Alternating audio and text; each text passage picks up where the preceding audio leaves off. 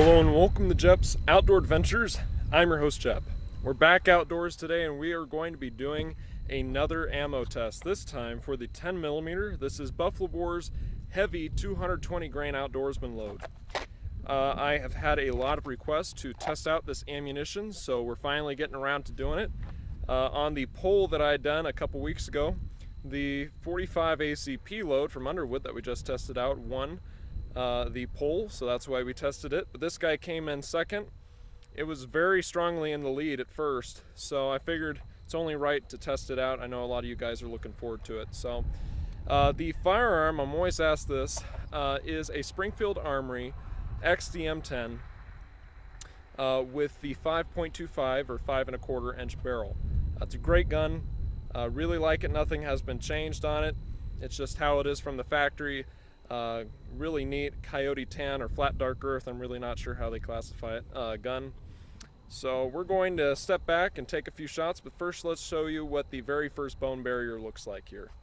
Here we go. Alright guys, so this is the very first test that we are going to be using today. This is the standard bone barrier jugs test. What this is it's designed to imitate a bear that you're facing head on, or a animal that's broadside to you. So what we have here is a piece of 1/4 inch thick masonite with a piece of full wool on it. These marks here from spray paint are just marking where we want to hit. So we're going to shift it around to get to a nice new spot so we can take our shots, so don't worry about that. All this is it's trying to simulate a hide. And then we have our first row of jugs. Now as you can see, we have 3 going widthwise here. And the reason for that is so if the bullet starts to drift off, we will catch it. Oftentimes they'll kind of drift right back in. So it means that we actually save a lot of water jugs. We don't end up having to take shot after shot trying to get it to go straight in. Also gives us a good idea of whether or not the round is pretty squirrely, if it has good penetration, if it's in line, you name it. So anyway, we have our first row of jugs. These are all filled to the brim and capped off. Then we have 2 3/4 inch thick pieces of plywood. This is the main bone barrier here that we're simulating. And then we have 6 more water jugs going down the length. And then we have 1 more 3/4 inch thick piece of plywood. This time we have actually screwed it down. I don't know how well you can see it here, but we've actually screwed it down to the table, so that way this guy doesn't really want to move. It may very well move if it gets hit hard enough, but usually we just lean it up here and we find that they fall down onto the ground and we don't really know how hard the bullet hit it. So this is kind of to see by the end of the test here, if the bullet hits this, we want to see if it will force its way through or if it will just stop, you name it. So it gives us an indicator of how much force the round is still carrying. So we're going to take a step back and we're going to take our first shot. So here we go. All right guys, first shot here with the standard bone barrier jugs test. Here we go.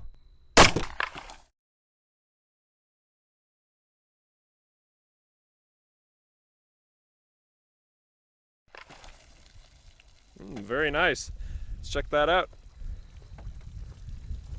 So as we can see, it knocked a couple of jugs off the table. Blew open the first jug here. So here we have our entry point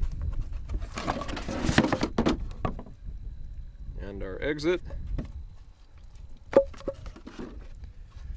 And here we are, entry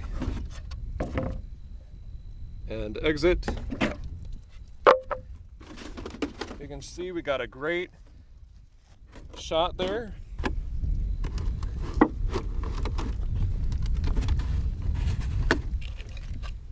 Here in the 6th jug, went through, looks like 7th jug, and yeah, looks like, it's a little hard to see because the light is right in my eyes. Looks like it went right out. All right folks, turns out it is actually stuck there in the board. We're gonna have to take some time to pry that guy out. Might have to wait until the end of the video here. So if we get it out, I will show you a picture of it right here.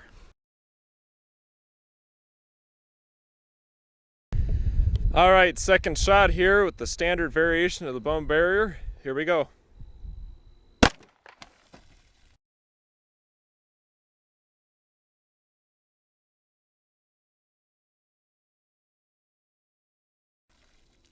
let's check that out. Okay, this guy appears to be just fine, but this one, far from it. Let's see. Got a very nice shot here. Yeah, thank you. Very nice shot there.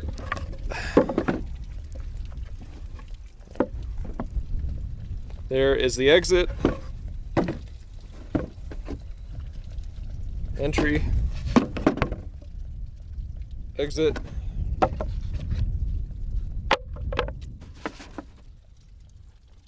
And there it is. Okay, so I went through all 7 jugs. Let's see, yeah, still hit nice and square. Let's lay this guy down here.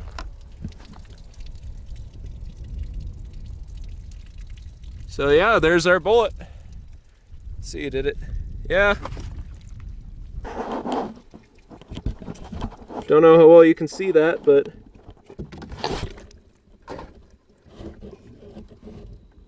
so we'll take a picture of this guy and then we'll move on with the testing. All right, here, 3rd shot with the standard bone barrier. Here we go.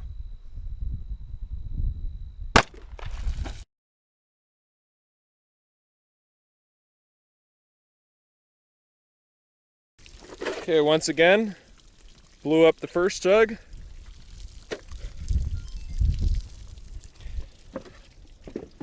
As we can see, we got a nice hit here on the board. There's our exit point.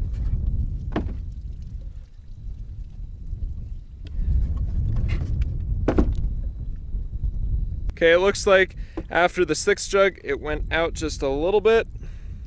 Veered into this 7th jug here on the left-hand row. And I'm gonna try and move it around so you can see. Let's get this guy off the table. And I have no idea if you can see it with the bullet wedged itself in there. So once again, we're going to have to wait to get this guy out. And that is a good 45.5 inches of penetration. So this has been doing very, very nicely. All right, guys, so here we have the 2nd variation of the bone barrier jugs test. So the only thing that has changed is the primary bone barrier, which instead of 2 3/4 inch thick pieces of plywood, it is 1 1/2 inch thick piece of very durable, very heavy duty plastic. This is a cutting board, just like you'd see in a butcher shop. Very tough stuff. It's put some rounds through its paces, so I'm curious to see how well this loadout does. Really not much more to say here, so we're just going to step back and we're going to take our first shot. Here we go. All right, guys, first shot here with the 2nd variation of the bone barrier. Here we go.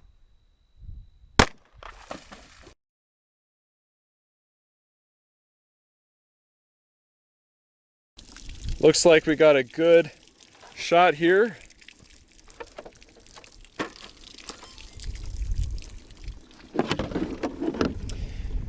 As we can see, we had a good entrance point here.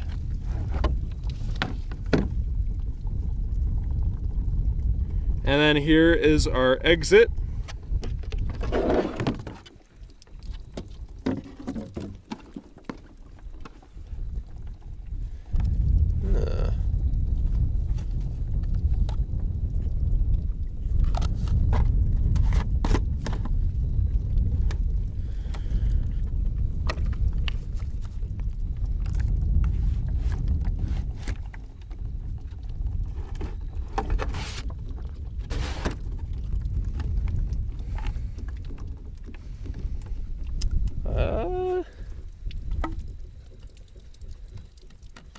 Yeah, it just went up.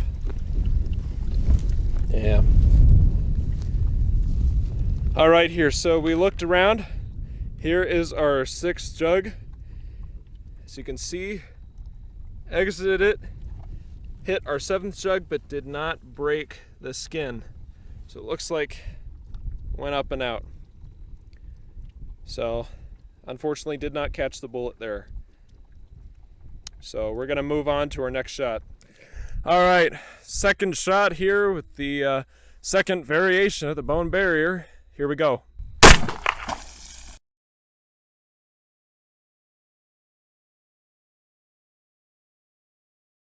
Okay, it looks like hit the edge of this jug here.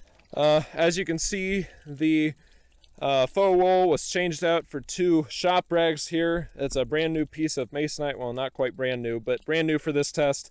Figure that way we don't end up hitting the same spots over and over again. The other piece lived about as long as I think it can. So there is our entrance. There is our exit.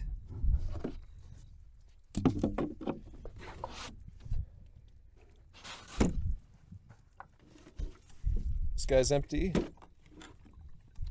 Looks like it went into the left-hand column on the 4th jug.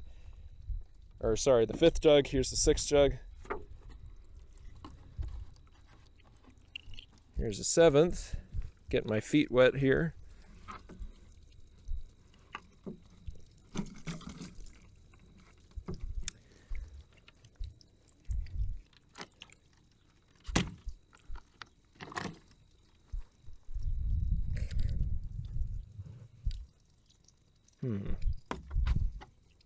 Yeah. So, looks like just came right out, barely missed the last board here. So it did turn a little bit, but still stayed in our test up to the very end here. So, that's still not too bad. All right, so here we have the 3rd variation of the bone barrier.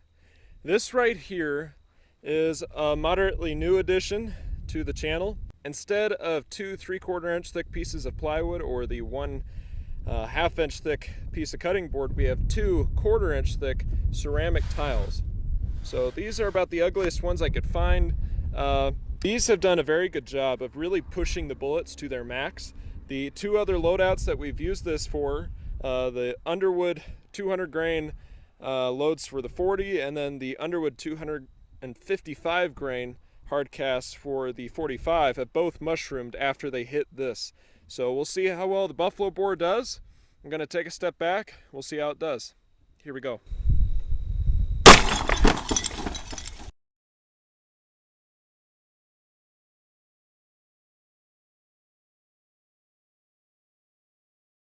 So as we can see, knocked a couple of these guys off the table.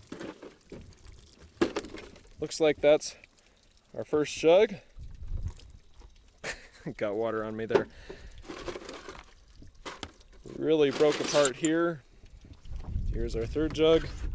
Here's our 4th jug. Looks like it exited out of the 4th. Let's see. Did it? Yeah, it looks like it did.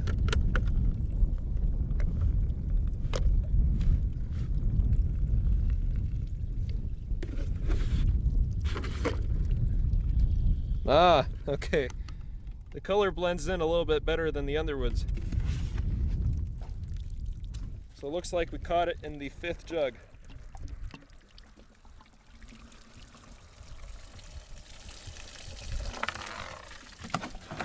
Oh, wow. That's, yeah, you can't really see it well. Jeez. Well, it did some damage. That's barely a bullet left. I mean, I'm sure there's probably some fragments left around here, but wow.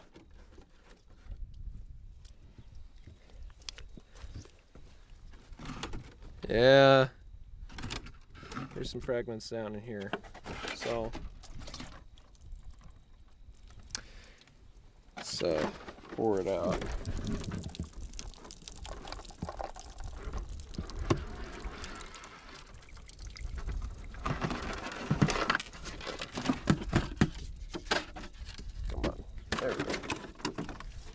Yeah, so I know a little while back a feller told me that the buffalo boar rounds are not nearly as hard as Underwoods. Unfortunately, Buffalo Bore does not list the hardness of their bullets, nor does Underwood anymore. I know they used to, but I was just checking recently. I did not see that at all. So I do not know how hard these bullets are. You're going to have to contact Buffalo Bore to find out. But it doesn't look like they're quite as durable, at least, as Underwood's loadouts. Wow. All right, we'll take a good picture of this and show you right here.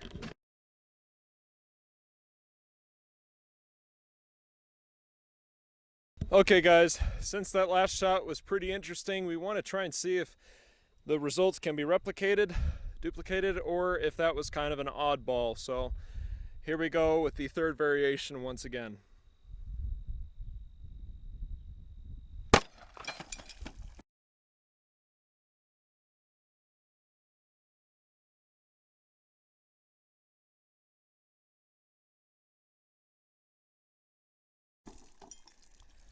I have to say, I can feel the shock.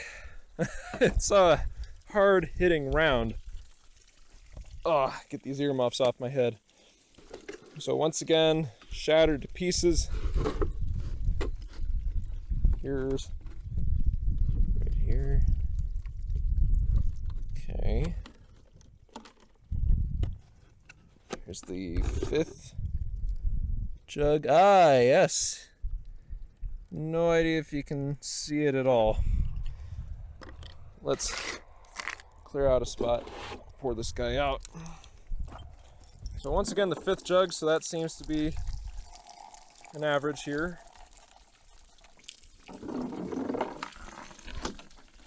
Okay, this guy fared a little better. So I'll take a picture of that for you. It does seem like it retained more weight. So that's good. Either way though, I have to give it credit, even though that round lost a lot of weight, still went straight in. Good inline penetration. Didn't go all squirrely. So we'll get a good picture of this guy for you. And then we're gonna have to move on to the chronograph tests. Here we go. All right, here we are at the chronograph. Let's see how this does. 12:15. 12:20, 12:11, 11:91, and 12:14. That's pretty good. All right, guys, we're back out in Lodge, and we're going to go over some of the numbers we collected from this video. So starting us off, let's go over real quick the chronograph results. So as you guys saw, they came out to 1,215 feet per second, 1,220 feet per second, 1,211 feet per second, 1,191 feet per second, and 1,214 feet per second, which came out to an average of 1,210 feet per second. And the advertised velocity for this round, I pulled it up right here. Yep, that's what I thought, is 1,200 feet per second. So let's go over real quick the bullet weights that we recovered. So the first one came out to 220.4 grains. Remember, these start out at 220 grains, or that's what they're supposed to be. So this guy came out at 220.4 grains. The second came in at 220 grains. And the third came out at 218.9 grains. So they didn't lose hardly any weight at all. That's really good. That came out to an average of 219.76 grains. Now, the round that we shot first through the ceramic, the little pointed one there, came in at, let's see here, 110.2 grains. And the one that mushroomed a little bit more, the second shot, came in at 161.1 grains. So, 110, 161 grains compared to 220 grains, it did lose a good bit of weight there. But they still penetrated fairly well, and they stayed in line, all things considered. I don't think it did too badly at all. Now, I wanted to go over the heights of the bullets real quick. So the rounded one, the first shot through the ceramic, came in at 0.443 inches or 11.24 millimeters in height. and the mushroomed one came in at 0.464 inches or 11.80 millimeters. And they started out at 0.728 inches or 18.50 millimeters. So I'll put those on the screen because it's a little easier to read them than to try and hear them and take them in. But as you can see, they did lose a little bit of height. I'll put an image up right here. So as you can see, here's one of the recovered bullets that didn't shrink at all. It remained intact, and then there's the other two. So as you can see, the rounded bullet definitely lost the most mass. Overall it did okay. I do want to look at the width of the mushroom loadout. So it came in at 0.522 inches or 13.28 millimeters. And you got to remember, this is a 40 caliber bullet. So it did expand a little bit there. So now what I want to do is look at the realistic foot-pounds of force and Taylor KO that you should expect to see from this ammunition. And the way we do that is we take the recovered bullet weights, the ones that stayed intact, and we look at the average chronograph results, and we try to find out, what's the average foot-pounds of force and the average Taylor KO you can expect from this ammunition. And the Taylor KO, for those who are unfamiliar, is a system that was developed by an experienced African game hunter. I believe his name is John Taylor, but doubtless it's a very good way of figuring out how hard your round hits, because a foot-pounds of force rating sounds great on paper, and sometimes in real life, you shoot some of the water jugs, you saw they hit really hard, but because you're just looking at the speed of the round and the weight of the round, you aren't really getting a good idea of practical energy from the ammunition. And it turns out that some rounds are amazingly comparable if you use the Taylor knockout system. And you'll see what I mean right here, because the rounds came in at, of course, using the average chronograph results and the average bullet weight, came in at 714 foot-pounds of force per shot and a Taylor KO of 15. The Taylor knockout index doesn't just look at the speed and the weight of the bullet, because a fast, lightweight bullet is supposed to hit far harder than a slow, heavy bullet, but it also takes into consideration the diameter of the bullet. And that has a lot more to do with killing power than I think a lot of people realize. So you look at the Taylor KO if you really want a good comparison between cartridges, other than trying to test it in a real life situation or simulating a real life situation like we do. So the foot-pounds of force came in at 714 foot-pounds, which is very good, but the Taylor KO came in at 15. Now, if you remember, the Buffalo Bore 255 grain plus P, Hardcasts for the 45 also came in at a Taylor KO of 15, but it came in at 520 foot-pounds of force on average per shot. So it's interesting to see that the two rounds, although they are supposed to hit with good difference of force, actually have the same Taylor KO. And that's a very interesting thing. I saw a lot of guys who said, I'd prefer my 10mm. Well, if this is what you're using, as far as the Taylor knockout is concerned, they're the same, or nearly identical in terms of actual force and really knockdown power, let's put it that way. So I find that very interesting. Take that however you wish. I know some people aren't going to really pay attention to that. That's fine. The rounds obviously did hit with more force than the Buffalo Bore rounds. But as you'll notice if you watch that video, honestly, they perform very similarly. Now, I did not have the ceramic test for the 45 loadout, but I did have that for the last two Underwood loadouts. And honestly, that 45 load did very, very well on that. Arguably much better than the Buffalo Bore here did. So, honestly, I think the 10mm and 45 are a little closer than people may realize. Not to say that the 45 is necessarily better, but it's there. So, kind of putting that aside though, the rounds did a very good job. That's a good amount of force there that it's hitting with. You can carry a good 16 rounds of ammo depending on the firearm that you're carrying. The firearm itself is great. That Springfield, I love it. The 10mm is a great round. Can I recommend it? Absolutely. I'm looking forward to test out Underwood's loadout, and I also have Grizzly's 200 grain Hardcasts, and we also just got some monometal dangerous game loadouts, the 190 grain I want to say, from Buffalo Bore as well for the 10mm. So we're going to test those guys out at some point too. Some of those are going to have to wait though, because we have a whole bunch of rounds that we want to test out of different calibers. We've been focusing on carry calibers a lot. and I want to try and expand a little bit, but I don't know. We'll have to see. It's been really smoky out. We've been dealing with wildfires in the area, not too close to us, thankfully, but there's some out there, and we've been dealing with the smoke for a while now. So whether or not we'll be able to get another shooting video done in the near future, I don't know. We did get another video filmed, so we're going to have to work on that after this one. That was actually for buffalo boars, 147 grain plus P hardcast for the 9mm, which were very interesting to say the least. So if you guys want to see how that one performs, you're going to have to wait a little while. But I did get that one done. So after that, we're going to have to figure out what we're going to do. But anyway, guys, if you've used this ammunition before, please feel free to let me know your thoughts on it. Do you like it? Do you not like it? How well has it performed? You know, the usual. I'm very curious to hear.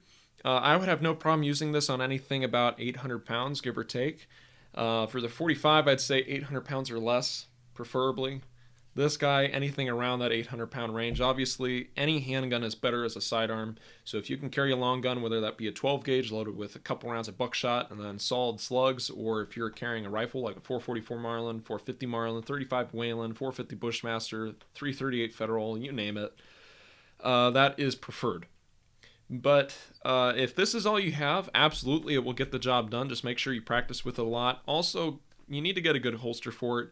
Munsel's Leatherworks, Hosking holsters, just in case holsters, you name it. There's some really great guys out there. I'll leave some links down below. You need to get a good holster, guys. I've seen too many guys carrying their guns in an Uncle Mike's nylon type holster, and it just drives me nuts. I've had to use one in the past, and I hated it. So just throwing that out there, guys. If you're going to carry a gun, get a good holster for it. Just saying.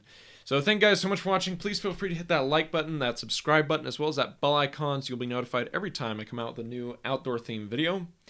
And yeah, please feel free to share this video wherever you'd like by clicking the share button down below and copying the link. It really helps. And I'll see you guys next time. Bye.